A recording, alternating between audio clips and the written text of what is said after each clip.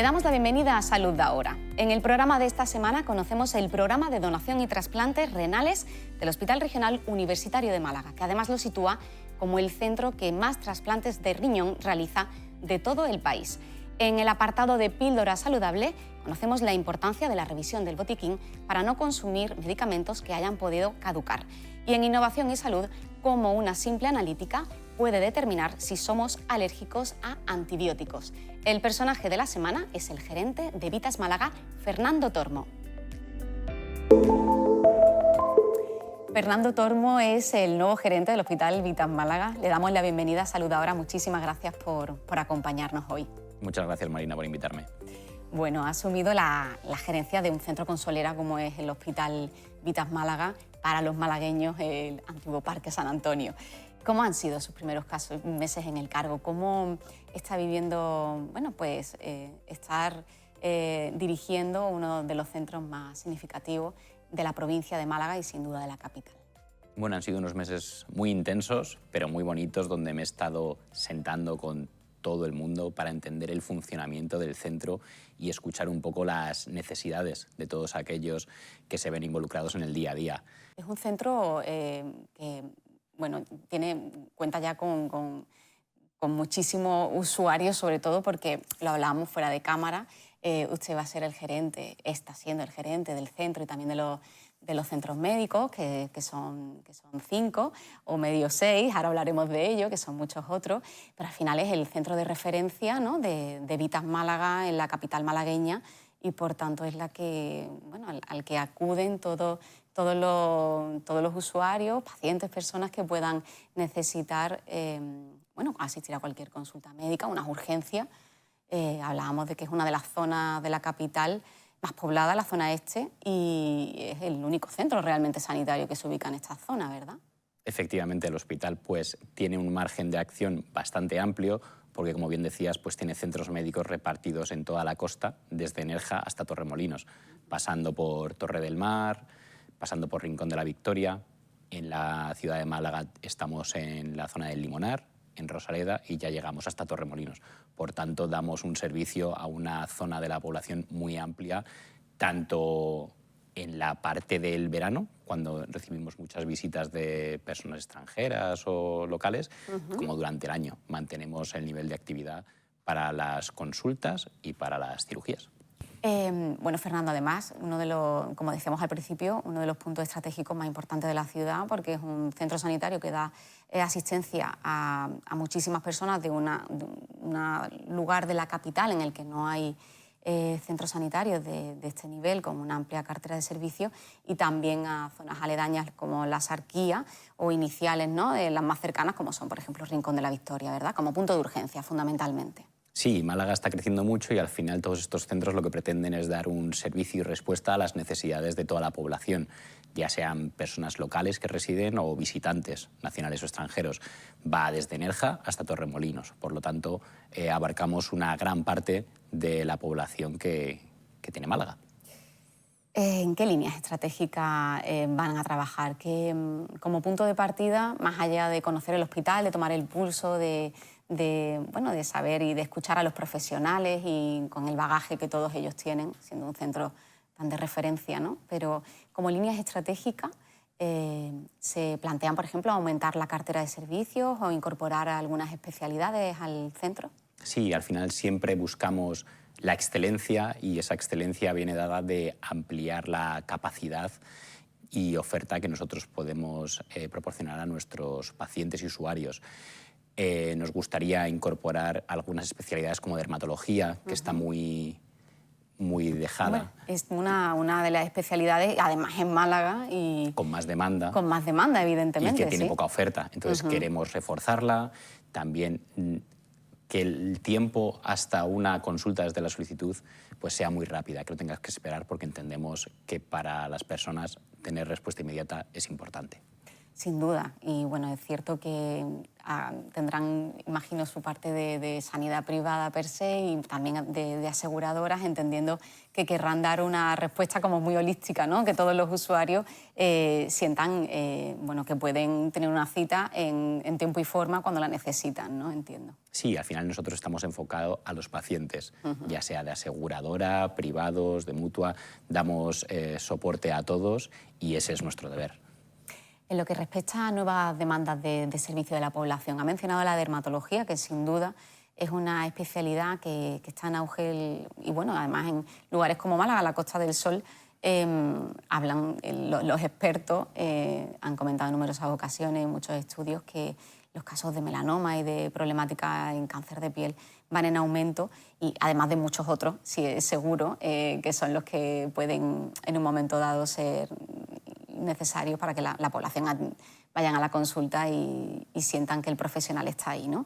Además de, como decíamos, de los dermatólogos, por ejemplo, que ha mencionado usted, en lo que respecta a nuevas demandas de salud, ¿se plantean incorporar otras especialidades u otro tipo de equipamiento que quizá pueda dar respuesta a algunos problemas? Bueno, la cartera de servicios que tenemos actualmente es bastante completa. No obstante, siempre estamos mirando nuevas opciones. La medicina está evolucionando, es cierto que cada vez hay más robótica. Nosotros contamos con un robot, el Mazor, para cirugía torácica. Queremos fomentarlo, igual que el resto de especialidades que tienen pues, otras herramientas con las que trabajar. Estamos convencidos de que la complejidad que nos dan todas estas intervenciones suma y es positivo para todos nuestros pacientes, ya que los profesionales que acuden a realizarla pues son excelentes y todo ello redunda en la calidad que ofrecemos. El robot Mazor, bueno, es el doctor Arraez, lo entrevistamos en Salud Ahora, es un amigo de esta casa y nos explicó las bondades un poco de este robot que realiza cirugías mínimamente invasivas, ¿verdad? Y con una capacidad de recuperación para el paciente con problemas de columna, que son intervenciones siempre muy complejas. La robótica parece ya que era cosa del futuro, pero es totalmente un equipamiento del presente y entiendo que quizá desde la gerencia de los centros se pueda querer apostar más por este tipo de equipos, ¿no? Que quizás puedan tener un coste de inversión alto, pero que en lo que supone la recuperación del paciente y si cuentan con unos buenos profesionales con destreza, que seguro que sí, y muy cualificados, entiendo que es parte de una oferta muy interesante, ¿no? para las personas que puedan necesitar en un momento dado la resolución de un problema de salud, ¿verdad? Totalmente. La medicina evoluciona y con ello pues, la tecnología y las técnicas. Nuestro cuerpo médico es de primer nivel, estamos muy orgullosos de todos ellos, pero es verdad que hay veces que hay que acompañarlos y nosotros hacemos un seguimiento muy de cerca de hacia dónde evoluciona y qué herramientas proporcionar y cómo hacerlo accesible a todos los pacientes, usuarios y ciudadanos de la zona a la que damos servicio. Porque no por estar en una zona u otra, pues no tienen que tener acceso a ello. Entonces nosotros siempre lo miramos muy bien. A nivel de la experiencia del paciente, ¿qué papel cree que debe tener en la toma de decisiones estratégicas del centro? Ha hablado de que el paciente es el centro y está escuchando a los profesionales que conforman la plantilla Evitas Málaga. ¿En qué medida la experiencia del paciente es importante a la hora de esa toma de decisiones como gerente? Bueno, es fundamental. La experiencia del paciente lo es todo en el sentido de que una persona, desde que entra por la puerta hasta que se va, cualquier interacción que tengamos con ella redunda en su recuperación o en la manera en la que asume este paso. Nosotros le escuchamos, le acompañamos y sobre todo le mantenemos informado de todo aquello relacionado con su estado de salud, pero también si es un familiar o un acompañante, porque al final ese nivel de ansiedad o de desconocimiento de a qué se enfrenta, todo suma. Entonces nosotros estamos evaluando mucho todos los procesos, estamos escuchando a todos los pacientes nuestros para ver en qué medida podemos cambiar o modificar alguno de nuestros procesos. Son además ustedes un centro muy referente en lo que a pediatría se refiere en consultas y tienen una UCI, además de neonatología, tienen ese punto de urgencias pediátricas que es uno de los que más demanda recibe sin ninguna duda de la capital. Entiendo que en ese caso, claro, la experiencia del paciente ahí se tiene muy en cuenta a las familias, ¿verdad? Entiendo que los padres en este caso, bueno, pues tienen un papel especialmente importante. Totalmente. Al final, pues cuando uno es padre siempre está un poquito estresado o más preocupado de lo que debe ser cuando acompaña a uno de sus hijos al servicio de urgencias o a una consulta, propiamente dicho. Por tanto, damos este acompañamiento no solo al paciente, que sería el niño, sino también al familiar, para que en todo momento entiendan y empaticemos con ellos en esos momentos en el que no todo es fácil. No olvidemos que al final alguien acude a un centro médico o a un hospital cuando se encuentra mal. Por tanto, estamos ahí para acompañarle.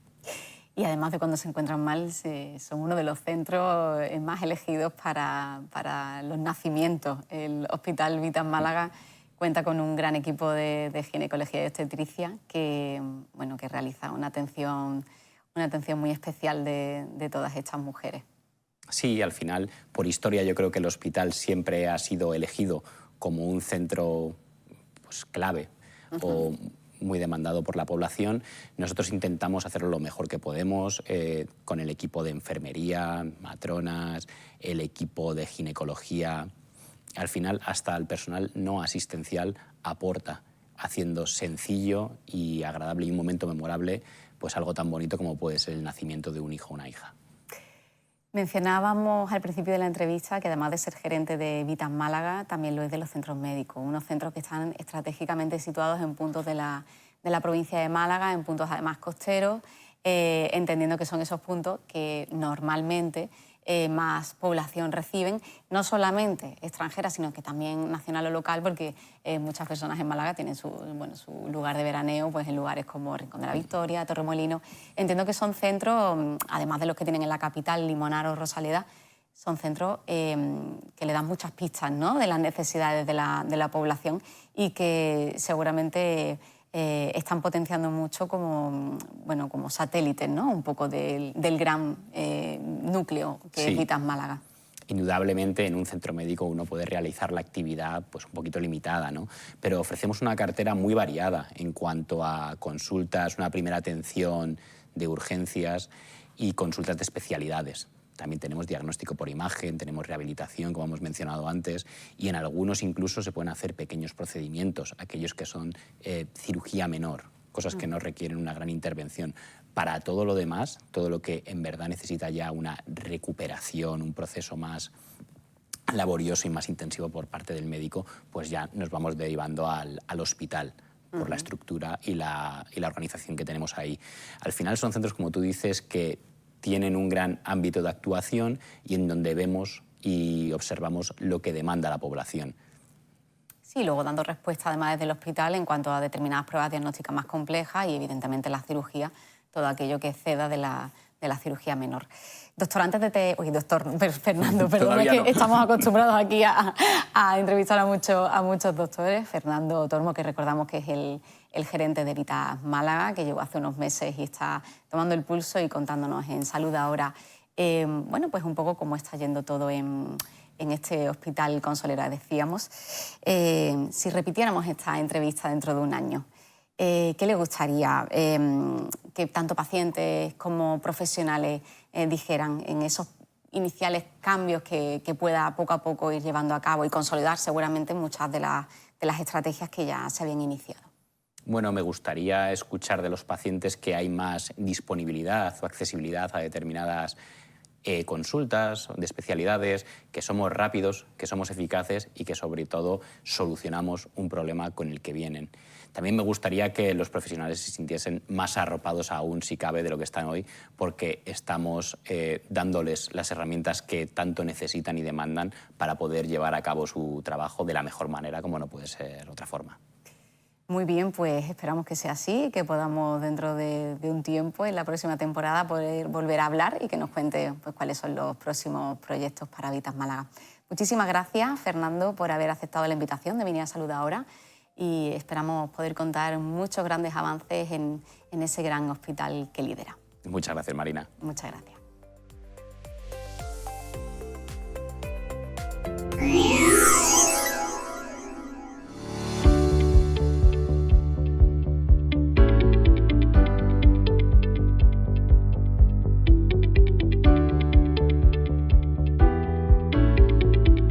Una año más Andalucía vuelve a tener una tasa de donación de las más altas de España. Es la comunidad de las grandes comunidades españolas la que tiene la tasa de donación más alta.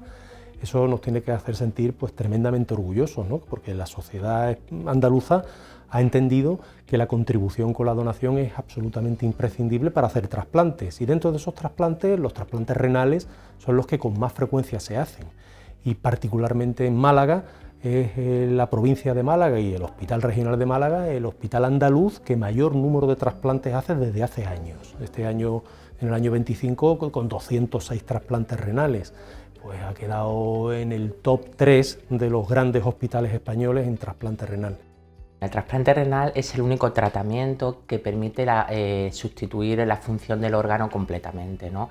Es cierto que existen diferentes tratamientos renales sustitutivos, como es la hemodiálisis en centro, la hemodiálisis domiciliaria, la diálisis peritoneal, pero todas ellas, aunque permiten tratar al paciente y que el paciente pues, pueda vivir, el trasplante renal es el único que va a restablecer la función del órgano al 100%.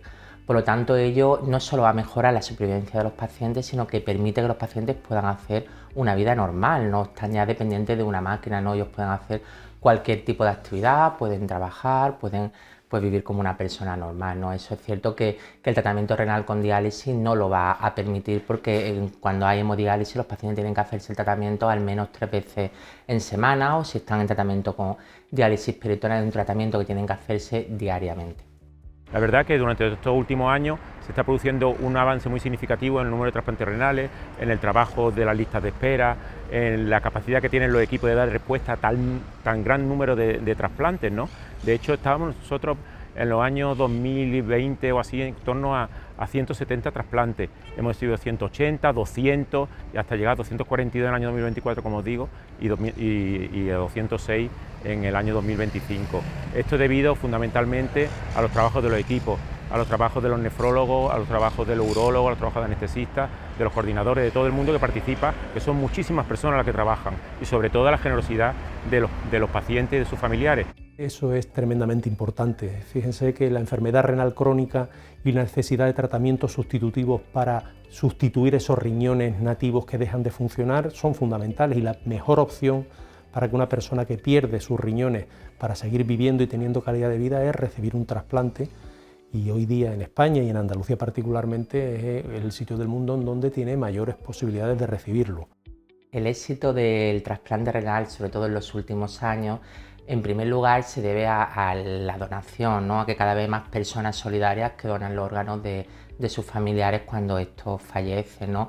Y también a que cada vez tenemos más pacientes en lista de espera de trasplante renal. Y esto se debe a que los criterios para poder trasplantar a un paciente en los últimos años se han ampliado. Ya no existen contraindicaciones absolutas.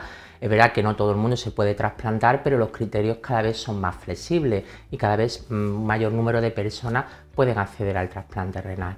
También el éxito del trasplante renal, de los números tan importantes que tenemos en los últimos años, se debe a la importante coordinación que tenemos entre los diferentes equipos, ¿no? La labor de urología es fundamental en el trasplante, al igual que los otros tipos al igual que las otras especialidades. Nosotros nos coordinamos intensamente con nefrología en la valoración de los pacientes que son subsidiarios de un trasplante, valorando si el paciente es idóneo para hacer un implante renal. Después de la consulta, naturalmente la donación llega pues, cuando hay un fallecimiento, y la generosidad de la familia pues, dona esos órganos. Fundamentalmente nosotros hacemos el trasplante de cadáver, que es el más numeroso, pero también hacemos el trasplante de donante vivo. Concretamente, detrás nuestra se está haciendo un donante vivo donde el esposo le dona un riñón a su mujer. Es el único trasplante que está programado, por decirlo así. Se hacen tal cantidad de trasplantes aquí en Málaga que superamos los 200 trasplantes, que prácticamente todo el servicio está implicado. Es una de las intervenciones más frecuentes que realizamos. Pocas intervenciones se realizan en un número superior a 200 intervenciones, y por tanto necesitamos que todo el personal esté implicado, y todo el personal lo hace con gusto.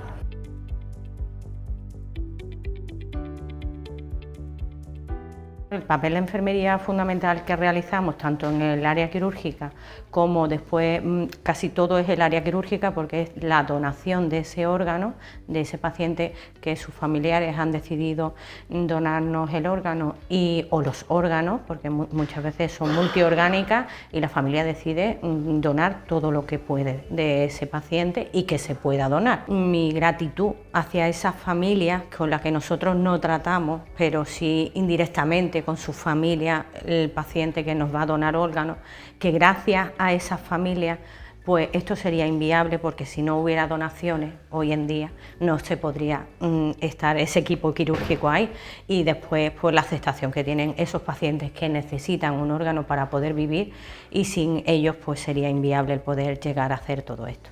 A pesar de ser el país y la comunidad de España que tiene mayor tasa de donación y de trasplante, eso no debe hacer que caigamos en la autocomplacencia. Seguimos necesitando incorporar la donación al final de la vida de cada una de las personas. Es decir, la única opción de seguir trasplantando y seguir dándole esas opciones de mejor tratamiento del trasplante renal a las personas que necesitan un tratamiento sustitutivo cuando ya no tienen función renal propia, es el trasplante. Y para hacer trasplantes a día de hoy no hay más opciones que la sociedad, las personas al final de sus vidas decidan donar esos órganos. Para eso es fundamental informarse, reflexionar sobre ello y hablar en familia, hablar de estos temas de forma abierta. No hace falta hablar todos los días, pero en algún momento, en algunas circunstancias, tenemos que hacerle partícipes a nuestra familia de nuestra decisión y posicionarnos a favor de la donación, porque es la única vía en la cual hoy podremos intentar darle la mejor opción de tratamiento a esas miles de personas que tienen un problema renal y cuya mejor alternativa es el trasplante.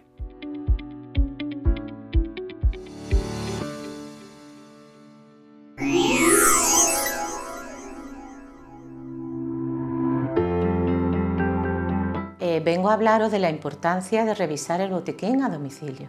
Deberíamos ponernos un par de días al año o una vez al año para poderlo revisar. Es importante que mantengamos los medicamentos en su envase original y con el prospecto que le acompaña, para así poder saber para qué sirve y en cualquier momento consultarlo. En el momento que terminemos un tratamiento, que estén caducados, que ya no los necesitemos, debemos ponerlos en el punto SIGRE de nuestra farmacia más cercana. Las enfermeras nos dedicamos también en las visitas, por ejemplo, cuando un paciente viene de alta domiciliaria, a revisar esos botiquines en domicilio.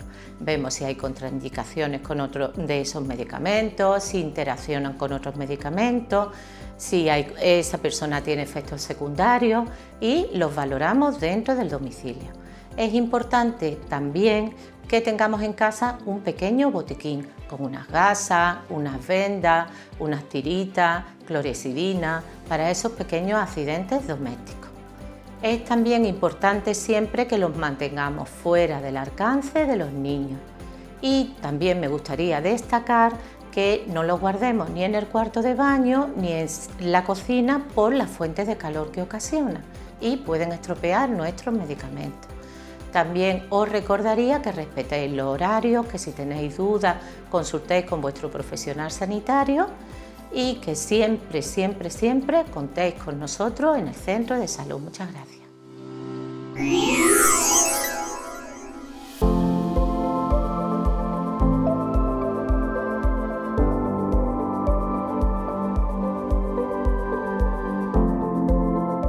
La alergia a antibióticos está aumentando de forma exponencial, algo que está directamente relacionado con la resistencia a estos fármacos por el mal uso que se ha hecho de ellos durante décadas. Por este motivo, profesionales de la Universidad de Málaga y de IBIMA Plataforma Bionan han ideado un prototipo de diagnóstico clínico in vitro para estas alergias a fármacos basado en un biosensor fotónico. Tenemos que estar preparados porque no se espera que haya nuevos antibióticos que se desarrollen en investigación. O sea, que probablemente tengamos que sobrevivir con los mismos antibióticos que tenemos desde hace décadas.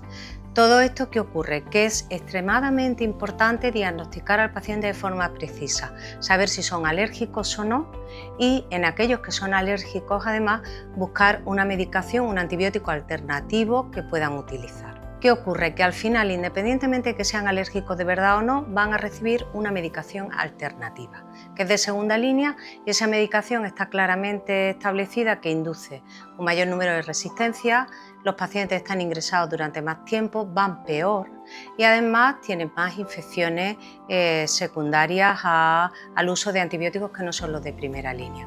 Esta prometedora startup en tecnología médica llamada BioGeren responde así a la necesidad de dar un diagnóstico rápido y seguro frente a otras metodologías usadas previamente. Este procedimiento permite reducir el tiempo y mejorar su fiabilidad. Además, se puede llevar a cabo directamente en centros de atención primaria. El sistema que hemos desarrollado, el prototipo que hemos desarrollado, viene a suplir una importante necesidad o a cubrir una importante necesidad que hay, que es el detectar la alergia in vitro, es decir, en una muestra tomada previamente al paciente y analizada en el laboratorio. A día de hoy todo el mundo sabe que la detección es in vivo, es decir, el propio paciente en la piel o de otra manera se le pone en contacto con el alergeno y le aparece algo, una roncha, una muestra, o sea, un desarrollo de algo que indica que es alérgico, y si no aparece, pues lógicamente se diagnostica de negativo. Lo que queremos es que inyectando suero a través del aparato se capte, reconozca los anticuerpos que tiene el paciente, reconoce ese tipo de antígeno y eso se transforma en una señal óptica dentro de la señal del microchip. Con eso se evita la prueba in vivo y además se consigue pues, agilizar la detección y el tiempo de análisis de la muestra o del paciente que se está diagnosticando. El grupo de investigadores de distintas ramas de la Universidad de Málaga y que pertenecen a grupos de IBIMA trabaja en nuevos prototipos más pequeños, más económicos y sin pérdida de precisión. Emplean la fotónica integrada, una tecnología que manipula la luz. Utilizamos tecnologías de microelectrónica para manipular la luz láser y con esto somos capaces de controlar la luz y hacerla pasar por determinados sitios de tal forma que es capaz de detectar pues, sustancias en cantidades ínfimas, lo cual pues, dota al equipo de BioGeren pues, de una sensibilidad que no tienen otras tecnologías. La posibilidad de diagnosticar correctamente la alergia a fármacos es muy importante para realizar una adecuada prescripción de medicamentos y evitar riesgos para el paciente. Actualmente estamos en fase preclínica con la tecnología de diagnóstico basada en fotónica integrada que hemos desarrollado para el diagnóstico de alergia a fármacos, en particular antibióticos. Para el 2026 lo que esperamos es poder incrementar el número de pacientes y controles de las muestras que estamos analizando para verificarla o garantizar la validez de la tecnología hasta un número de 150 pacientes y controles y bueno, seguir haciendo un poco el refinamiento de la tecnología que nos va a permitir poder empezar los ensayos clínicos para poder obtener el marcado CE, empezarlos en 2027 estos ensayos clínicos y poder comercializar la tecnología en 2028. Las alergias a fármacos afectan al menos a 2,5 millones de personas en España debido a etiquetados erróneos en el pasado y la cifra de pacientes que se autocatalogan como alérgicos podría subir hasta el 10% de la población. De ahí la importancia a tener un diagnóstico preciso. El disponer de un método de laboratorio que te permita diagnosticar al paciente con un análisis de sangre es extremadamente importante, porque en poco tiempo se puede diagnosticar al paciente y eso descongestionaría muchísimo lo que son los servicios de alergia.